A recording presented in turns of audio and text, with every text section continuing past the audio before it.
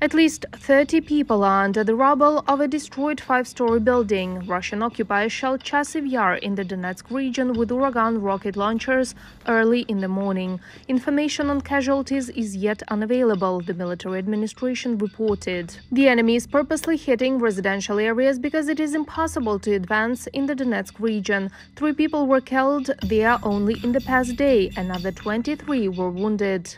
Ukrainian defenders are holding the defense in the Luhansk region. The Russian occupiers are unable to seize the remaining part of the Ukrainian-controlled territories.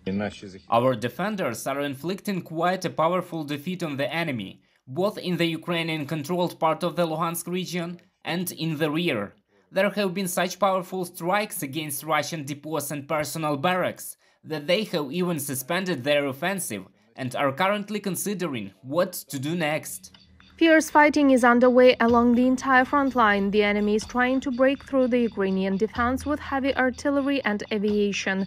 In the Kharkiv direction, the Russian occupiers do not leave attempts to approach the city. They also try to pass the Ukrainian positions in the south of the country. However, they received a heavy counterattack from the Ukrainian armed forces in all directions and returned to their previously occupied positions with losses. The enemy attempted to improve the tactical position in the Yasenuvata-Avdiivka direction with assault actions. There was no success. The enemy's attempt to advance near Marvinka was also unsuccessful. The occupiers are demoralized by the total resistance of the Ukrainian people.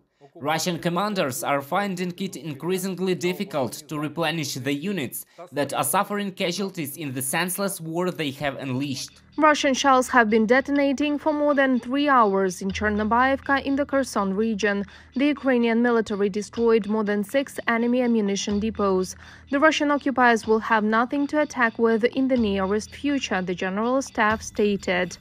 The Ukrainian military is also preparing for a possible enemy offensive from Belarus. Mining operations in dangerous areas are currently underway. The situation is fully controlled by military units of the Armed Forces of Ukraine, units of the State Bodyguard Service of Ukraine, and units of other military formations and law enforcement agencies. On a daily basis, our defenders carry out a complex of measures to improve the engineering equipment of defense positions. Russian troops shelled the border districts of the Chernihiv region with mortars and artillery. The Sumy region was also shelled. A private house and a household were destroyed. There were no casualties. The enemy hit the city center of Kharkiv with an Iskander ballistic missile. 6 people were wounded. 5 of them are women. All of them were hospitalized. 6 S-300 missiles were launched on Mykolaiv. 2 private houses were destroyed. Windows in neighboring buildings were blown out and the roofs were damaged. The shells also hit local enterprises. Fortunately, there were no casualties.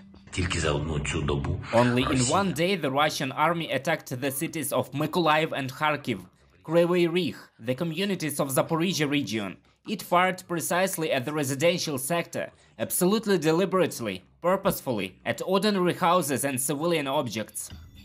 President of Ukraine Volodymyr Zelensky says that such aggressive actions of Russia can be stopped only with the help of modern weapons. Very soon, Ukraine will receive it in full. Reported by Marina Stepanenko, Alexander Belov, UATV News.